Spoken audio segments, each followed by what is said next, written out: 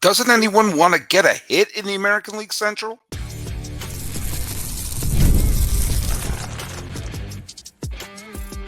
You are Locked On MLB, your daily MLB podcast, part of the Locked On Podcast Network, your team every day. Hello, baseball fans. Welcome to Locked On MLB, part of the Locked On Podcast Network, where it's your team every day. This is the daily podcast. We talk about all of Major League Baseball. I am your host, Paul Francis Sullivan. Please, as the lower third tells you, call me Sully. I've been a baseball podcaster for well over a decade now, and this is my sixth full season as a host here at the Locked On Podcast Network. And I'm also the host of Locked On A's. There we go. Locked On A's. So we got 5 episodes of Locked On MLB. 5 episodes of Locked On A's, all in the can for this week, and we're wrapping up what has been a pretty fun week. Hey, we're doing a crossover today with Locked On Tigers. Scott Bentley, the host of Locked On Tigers, is going to join us in segments 2 and 3. We're going to talk about the absolutely punchless American League Central. I don't think you noticed how terrific the pitching has been in Detroit.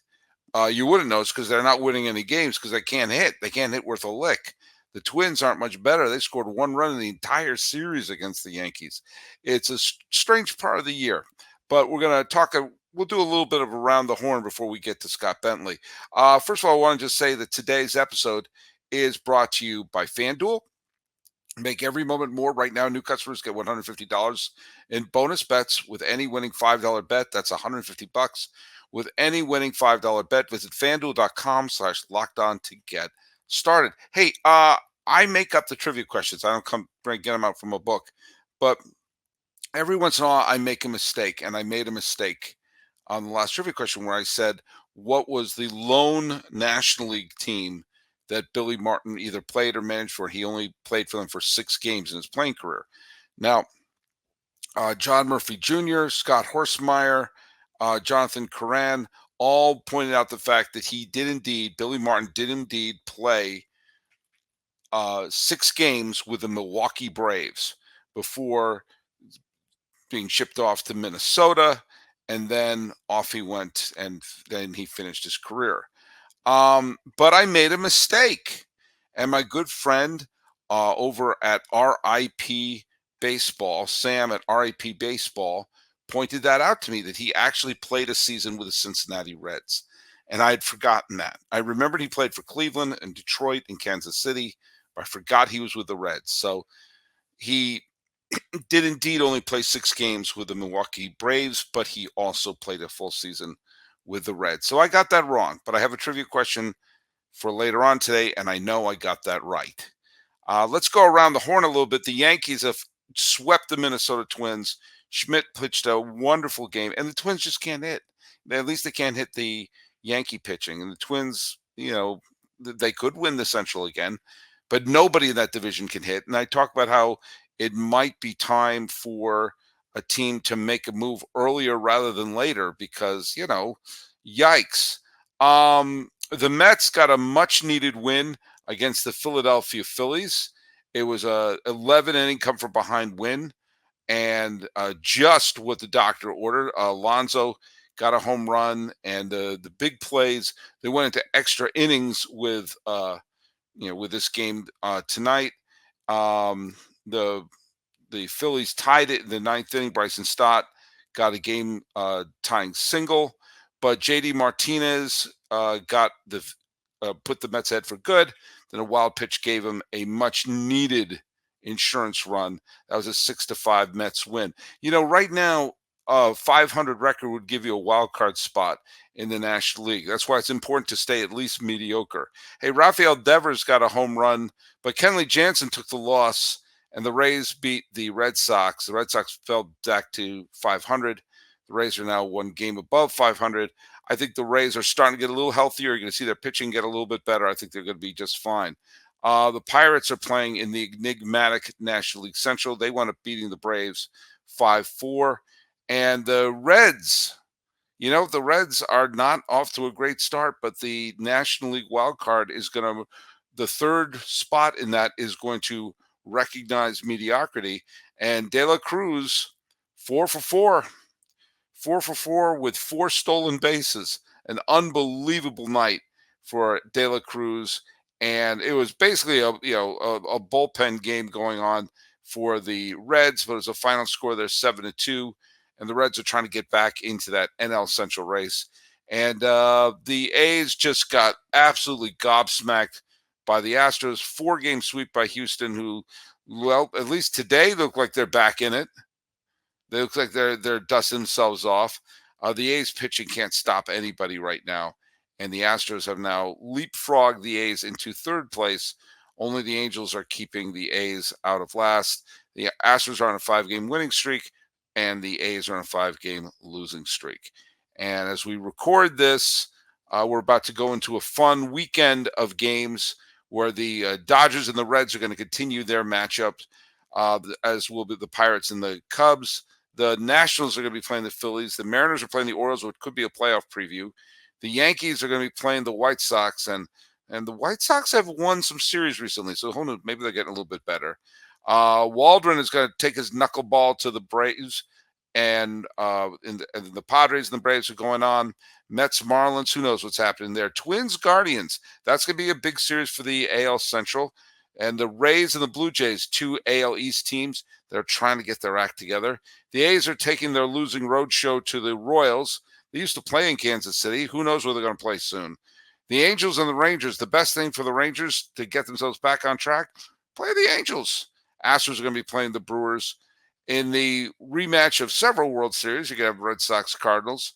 The Giants and the Rockies are taking on. The Giants need to start winning again. The Reds and the Dodgers are continuing their matchup. And then the Tigers and Scuball, who's pitching an unbelievable start, and they'll be playing the Diamondbacks. So that's a little look at who won and a preview for this weekend.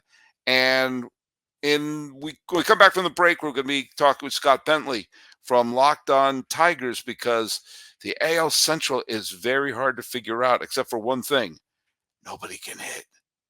And that seems to go up and down the division. Get supplies from the site that is made for skilled trades, supplyhouse.com. Supplyhouse.com is the reliable way to order plumbing, HVAC, and electrical products online.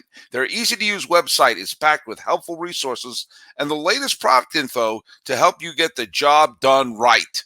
Shop a complete inventory, over 200,000 parts from over 400 top brands, and get your order delivered right to your house with fast shipping from coast to coast. Need help with an order? Get expert support with industry-leading service from the friendliest folk in the business. And talk to a real person every time. Heaven forbid. Pros in the skilled trade get a competitive edge by joining supplyhouses.com free trade master program. Every trade master gets access to a dedicated phone line, free shipping, and discounts on every order. Join the thousands of trade pros already benefiting from free membership at supplyhouse.com/TM and order plumbing, HVAC, and electrical supplies from anywhere with just a few clicks at supplyhouse.com. Hey, where are you getting your sports news? Have you made the switch to Locked On Sports Today? It's a free 24/7 sports streaming channel programmed for you every single day with the talent of the Locked On Podcast Network. Locked On Sports Today brings you can't-miss analysis, opinions, and news streaming 24/7 on YouTube or the free Amazon Fire TV channel app, part of the Locked On Podcast Network, where it's your team every day. Well, as promised, we are going to be focusing on the AL Central today. And my guest today, returning champion, who is the host of basically everything Detroit.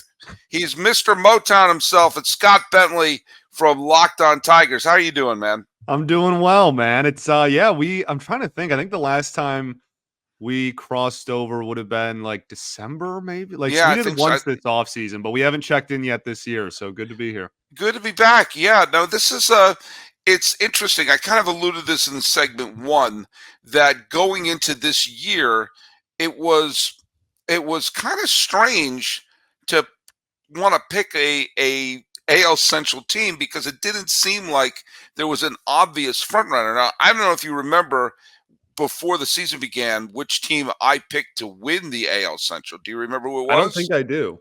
It was the Detroit Tigers. That's Look who at I that. picked to win the AL Central, and it was borderline product of a process of elimination. Yeah. I thought, well, Cleveland just lost Bieber, and I'm not sure about them. I don't think the Twins. I think they're going to regress a little bit. The Royals, I think, are going to improve, but not from a 100 losses to a playoff team. And the White Sox are the Midwest A's. So I said, well, that leaves us the Tigers. And I said they're going to win the division with 84 wins. They may get 84 wins, but I don't know if that's going to win the division right now. Um, it's a strange start for the Tigers. Tell me your thoughts on the team. Like, let's be positive first. What has been the you got Scuball, and I mean, what's been the positive things for the team so far? Yeah, it's funny. When I do game recaps, I break down my show in what went right and what went wrong in every game, right? That's how we kind of draw the line in the sand, so we can kind of cover all of our bases, no pun intended, while still talking about kind of every angle of a game. And I've joked on the show, and it's become an ongoing joke with the listeners there, that you could just call those two segments pitching and hitting, and it would accomplish the same thing.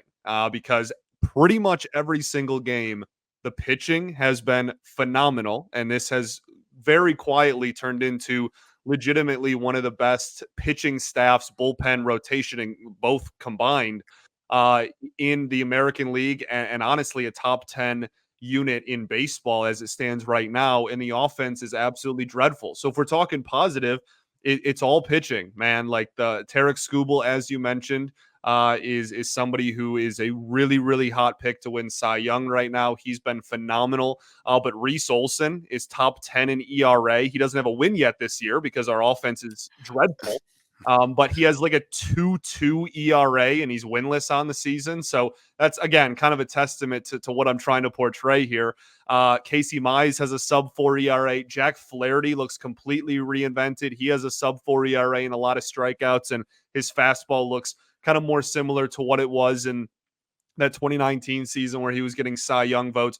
Really, and then the bullpen for the first month of the season was a sub-2 ERA bullpen. It's, regressed a little bit. It was never going to stand that well. But I mean, Jason Foley's been phenomenal. Alex Lang looks like he's improved his command from last year. Tyler Holton has looked pretty solid again. Andrew Chafin, a couple of bumps lately, but has looked pretty solid. Like, Right. All around, like, this has been an absolutely phenomenal pitching unit. And they just consistently get no run support. And that's why the Tigers have lost 7 of their last 9. They've lost almost all of these games 2-1, 1-0. We're on pace to, our broadcast talks about it all the time. We're on pace to have, I think it's like the 3rd or 4th most 1-run games in the history of baseball. Like, every game is just, 2-1 final. And, that's why they find themselves a game under 500 right now. They just dipped below 500 for the first time this season. But we're talking positives. It's all pitching. This is Chris Fetter, the pitching coach, and Robin Lund, Juan Nieves, a lot of the pitching coaches on staff have completely turned Detroit into a legitimate pitching destination for pitchers. Michael Lorenzen last year was a starter and was an all-star, right? Like they are building a resume as being a legitimate kind of, people throw around the term pitching lab. That's kind of what I'm starting to view Detroit as. It's just, unfortunately, there's no offense to supply it. Well, you brought up Reese Olson's ERA is actually lower than you said. It's 2.09. Nice. Here's one of the reasons why I am, and those of you who follow me, and I know I do, know that I'm not someone who is obsessing over like modern stats or the advanced stats. Not that I'd poo-poo them, but I just, a lot of times I don't understand them, and I just enjoy the narrative of the game. I do think the win-loss record is something we almost have to take everyone's win-loss record and throw them into the garbage because it doesn't mean anything anymore. And I actually think when they list the upcoming starters, they should list their average start, not their record, because their record tells you something. You just rattled off Jack Flaherty, who has been solid. Reese Olson, who has his ERA is 2.09 in his 8 starts, and he's thrown 47 innings, so it's not like he's an opener. Casey Mize ERA at 3.50. Okay, of those 3 starters, if we combined their win total, I've almost tied them. Yeah. I'm tied with Flaherty for wins. Yeah. I'm tied with Olsen for wins, and Mize has 1 more win than me. Okay, now they're better pitchers than me by all metrics. By all metrics. But it just shows that you can't ask for better pitching than those 3 right now, especially at this point where 3 people you don't think of as potential Cy Young Award winners, and they can't buy him a win. Yeah, it's been absolutely, I think frustrating is putting it lightly. Like I said, I mean, we joke all the time, like you literally could just rename like the good and the bad of every game to just talk about the pitching, talk about the hitting, because that's pretty much what it's come down to. The offense has been absolutely dreadful, especially in the month of May, but really all season, and the pitching has been unbelievable. So it's been a frustrating year for that reason, for sure. I mean, at this point, I mean, we're approaching what I call the first checkpoint of the season, which is Memorial Day. And that's, I think, really the first time you can stop and say, okay, we played about a third of the season. Who are we? And I think, I mean, unless something drastically happens differently in the next couple of weeks, I think it's clear that the Tigers are a team that can pitch with anybody in baseball. I would bat 7th on this team. I would bat 7th, all right? And you gotta, well, I mean, you have Javier Baez bats 8, so you would probably bat 7. Yeah, probably, yeah. I would really, if I were the Tigers, since we've identified the problem so quickly, you would want to try to do something about what the symptoms are. And I would be calling, there's some teams that are already done. The White Sox are done. The Rockies are done. Sadly, Miami is done.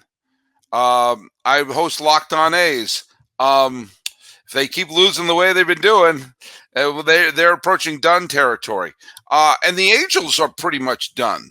I would, at this point, I would try to pull. I mean, you're not going to trade for the equivalent of a Soto, but if there's a legitimate major league hitter that you could pry loose from one of those teams, the Angels have a bunch of players who are, with expiring contracts. Joe Adell is there's an article by Mark Feinstein on MLB.com where he describes him as the classic change of scenery candidate. I would just say get a new hitter in here to sort of maybe put a new hitter in the middle of this lineup, if for no other reason than to spark it. And is there anyone in the farm who could come up at this point? I mean, this is it's ridiculous. It is ridiculous. And that's kind of the $1 million question there. And that's been a topic of conversation a lot in Detroit for the last couple of weeks now, because it is so absurd. They haven't scored in 19 innings right now at the time of this recording. We have gone 19 consecutive innings. We just got shut out in back-to-back games against the Miami Marlins, who have the worst pitching staff in baseball. This isn't like you're being dramatic. Like that is the current state of the offense. So I think in terms of who to call up, Justin Henry Malloy is a big candidate. Guy walks an absolute boatload down in Toledo. The issue that the Tigers currently find themselves in is a lot of the promotion candidates are corner outfielders, and the only 3 guys on the team that are hitting right now are all corner outfielders. So there's a log jam at the only position there can't be a log jam to call somebody up. I think if Malloy played, he came up as a third baseman. If he still played third, I think he'd already be here. Or if he played pretty much anywhere else besides corner outfield, he'd probably already be here. Jace Young, obviously Josh Young's younger brother.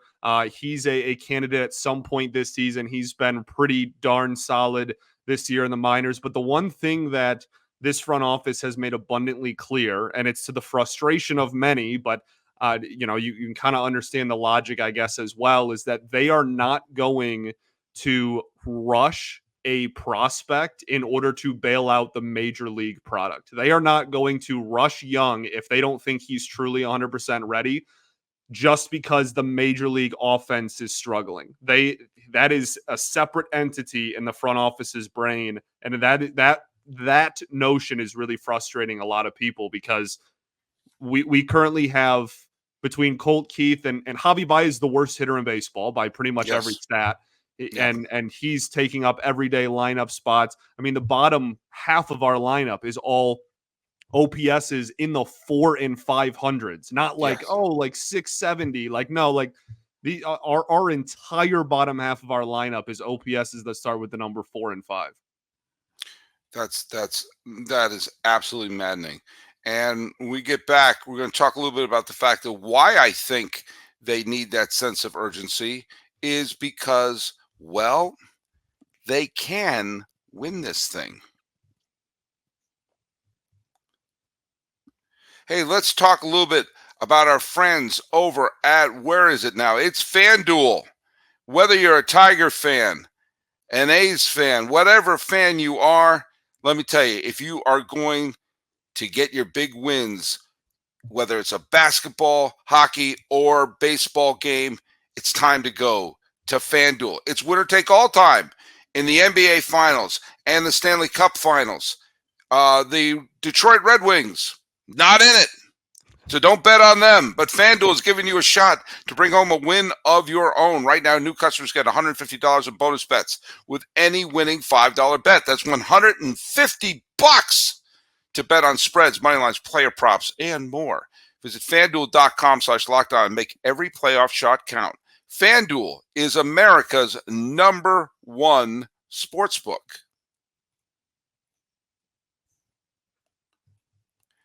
Hey, this is a reminder that Locked On has created the first ever national sports 24/7 streaming channel on YouTube. And now it's available on the Amazon Fire TV and the free Fire TV channel app. Locked On Sports Today is here for you 24/7, covering the top sports stories of the day with the local experts of Locked On, plus our national shows covering every league. Find Locked On Sports Today now available at the free Fire TV channel app. Hey, Scott Bentley, I want you to know that you are not alone. And Tiger fans, you are not alone. If you're wondering if the bats are only dead in Detroit, today the Yankees did what they do best, and that is beat the Minnesota Twins. The Twins got a leadoff home run in the first game of the series, and that was it. Wow. There's your scoring for the rest of the series. I mean, we're happy about that. I mean, there you go. Wait, we scored you a run. What else do you want?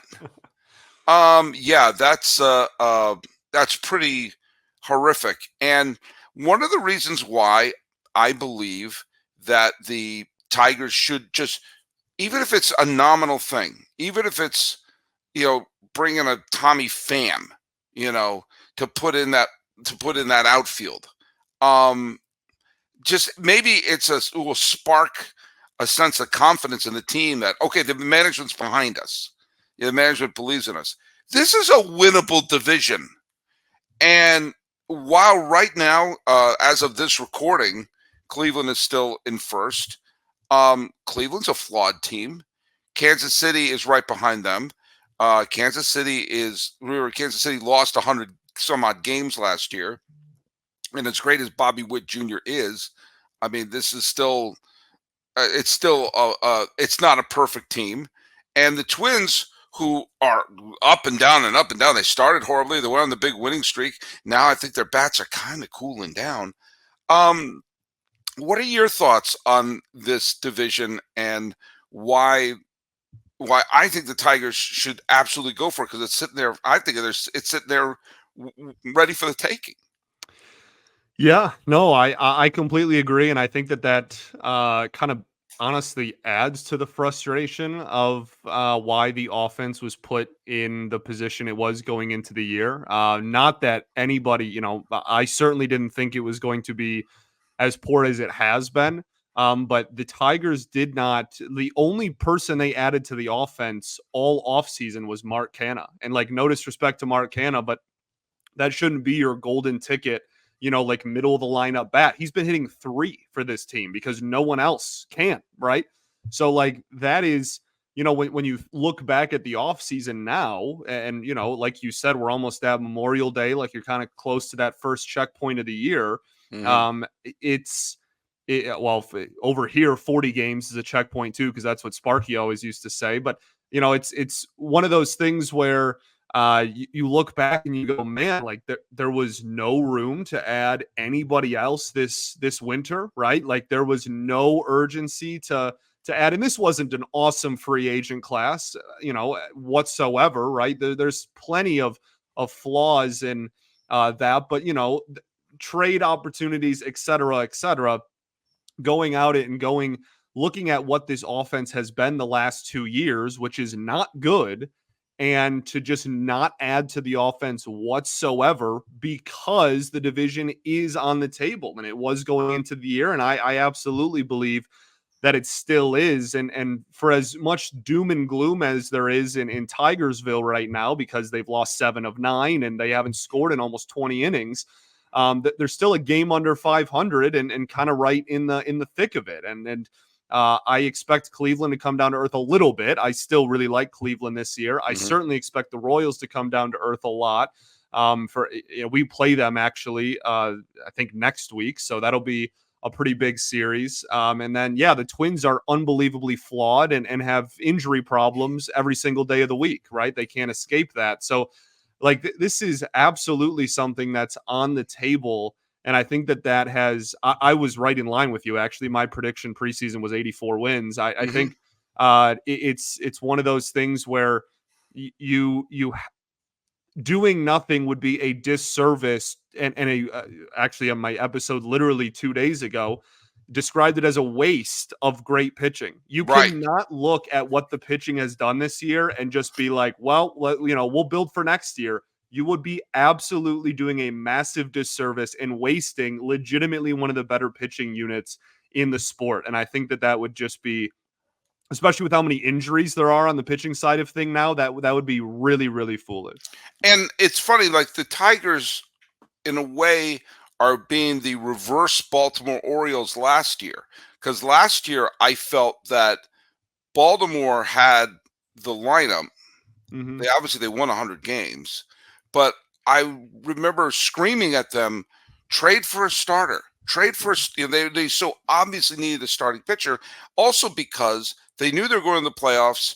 They didn't have to worry about Boston. They didn't have to worry about the Yankees. So it was kind of a wide open shot to win a pennant, which they haven't done since '83. And Tiger fans can laugh. Hell, we've had one more recently than that.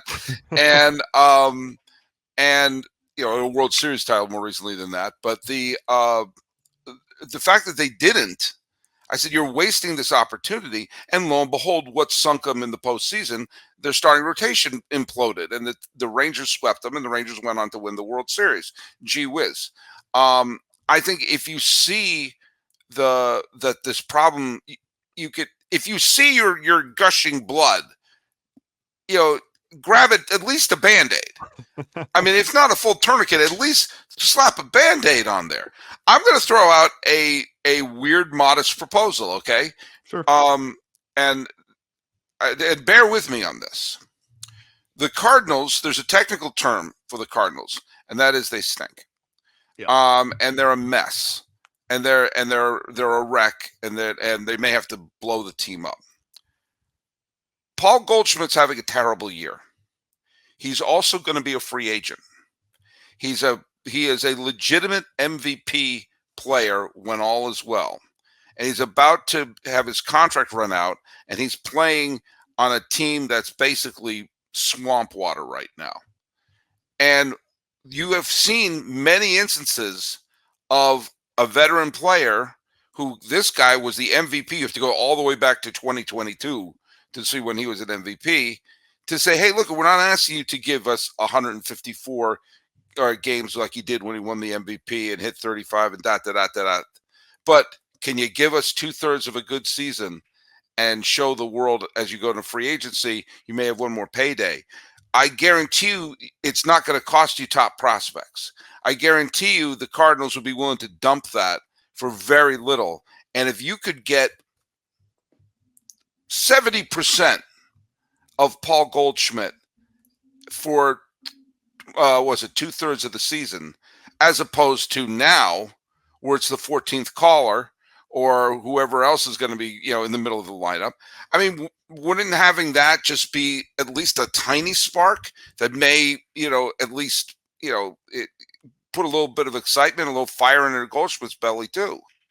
Yeah, there are so many ideas that have been thrown out there in this fan base over the last week or so.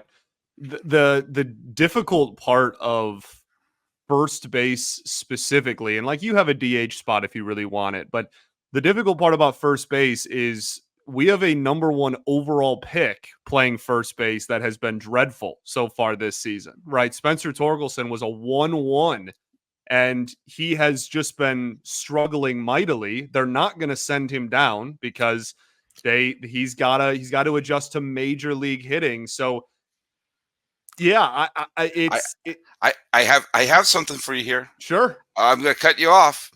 Everyone acknowledges that the Albert Pujols contract by the Angels was a terrible contract, right? Yeah. However, he took Mike Trout under his wing when he came on there. Mike Trout talked about how amazing it was to have this Hall of Famer that he was there that he could learn from and all this other stuff. So if his presence on the team helped Mike Trout become Mike Trout, maybe you're not asking, Torkelson, we're not saying we don't believe in you in the future, but why don't we have Paul Goldschmidt take you under his wing? And if Torkelson, just for the rest of the year, and if Torkelson can feed off of Goldschmidt, and maybe one could be first base, one DH, and he learns off of that, and then Goldschmidt leaves where the Mets will sign him to a 14-year deal, and he'll be broken down instantly. Huh? There is no chance this happens, but I am. Look, I would. I mean, I'm right. I'm right. You can pick anybody. You can pick Joe Schmo on the street. If you can convince me that he's gonna help Torkelson a little bit, I'm down. So it's not Joe Schmo for the street. This is the 2022 National League MVP. No, that's my point. I'm willing to take on anybody. I don't care if he's got a 580 OPS or whatever he's hitting right now or not. If you got somebody that you can convince me is going to help Torkelson, I would gladly do it. This team just AJ Hinch and Scott Harris, the president of baseball ops, are just absolutely obsessed with lineup flexibility. And the reason that they didn't bring in anyone to be the DH was because Miguel Cabrera has been the DH single-handedly for 10 years. Right, yeah. And he was on the roster with Torkelson. It hasn't helped too much. So I think it's one of those things where keep bringing another Hall of Famer. Keep bringing a Hall of Famer. Steve Torkelson has to hit, right? Next. But I think it's honestly they love positional versatility, and they're not going to bring somebody in to only be DH, which it's clearly working. Right, exactly. Which clearly it has done them no good. That was the reason why they didn't sign JD Martinez this winter was because he would be the DH and he wouldn't give your lineup any flexibility. Well, he would be the best hitter on your team pretty comfortably. By far. So, all right. Well, look, it's Scott Bentley. Tell people they could listen to your wonderful show. Yeah, Locked On Tigers. My Twitter my X is Bentley is Bentley Scotty, and Locked On Tigers is the @ for the show. I also host Locked On Red Wings if there are any hockey fans out there. So I do both of those for Locked On. All right, and you can follow us at Locked On MLB Pods on Twitter and Instagram. I'm your pal Sully. I'm at Sully Baseball on Twitter, Sully Baseball Podcast on Instagram, and also check me out doing Locked On A's every single day as well. Hey, let's do the trivia question right now. The Tigers were the first American League team to go to 3 consecutive World Series, 1907, 1908, and 1909. Scott, don't you answer that. Which one of those World Series did the Tigers win between 07, 08, and 09? That's your trivia question. Put the answer right down here in YouTube. All right, we're running a little long today, but hey, we're wrapping up the week. Talk about the AL Central and the bless you boy Tigers, who need a little bit of pop, even if it's an old one. This has been Locked On MLB. Scott Bentley's there. I'm yours, Paul Francis Sullivan. Please call me Sully.